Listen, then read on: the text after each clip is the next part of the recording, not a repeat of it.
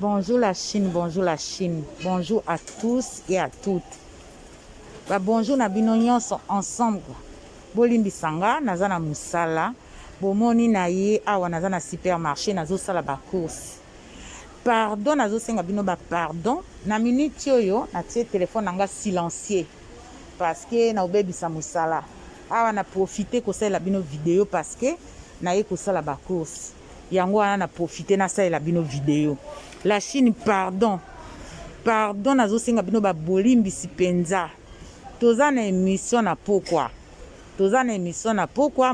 lelo eza vendredi mukolongulu aliaka mwana na ye bolimbisanga naza na masque na munoko so bozoka nazoloba bien te na epa na biso eza obligatoire masque ko longola ngo te donc moyen na longola masque nange eza te pona loba bien eza te. Vraiment la Chine bolimbisa bokeba Karine asi alobaki akoloba combien de fois po aloba lisusu makambo wana ka yango wana bazo répéter yango tokoyoka yango combien de fois et tokoyoka yango plusieurs fois bakosala yango ata 10 000 émissions mpona makambo wana. La Chine bokipe te bolanda te bolala pongi bolia kitoko bomela mai soki likambo ekozala Karine akoloba ye moko. Soki likambo ezali Karine akobima na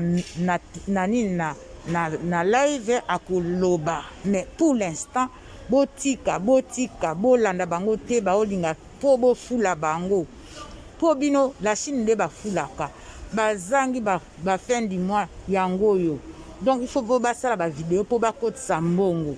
Donc pardon kombo ya Karine so balobeli yango te bakolobela nani anga aza star ya youtubeuse na Congo. Youtubeuse na biso star na biso eza Karine kaka yende mutakotisaka mbongo na communauté congolais na République démocratique du Congo eza Karine mutu azosala misala akotiseli bato. Sommage esili na mboka pona Karine asilisi sommage parce que il faut fongola site na po lobela Karine siko Karine kombo na ye fo balobela kango po site na bango e marchaka yango wana to comprendre yango. La Chine naloba na bino kimotema mabe ezali kimotema ezali parce que botala niveau ya motema mabe ya congolais, niveau ya motema mabe ya congolais babwakeli leketu mbasu bomoni niveau ya motema mabe. Soki Karine azalaka na Congo balinge bakata ye mike lokola bakamundele. Mais comme Karine aza ya mwana nzambe oyo atinda ye na mokili po aya ko sauver humanité yango wana makambo nyonso épargna ye.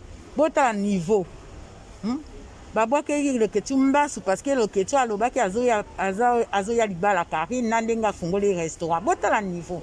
En tout cas, la Chine a tiqué bino à tout à l'heure dans l'émission. Na 21 bozala nombreux, bozala belé. Ciao, c'est Mère Fashion de notre officiel. Bye.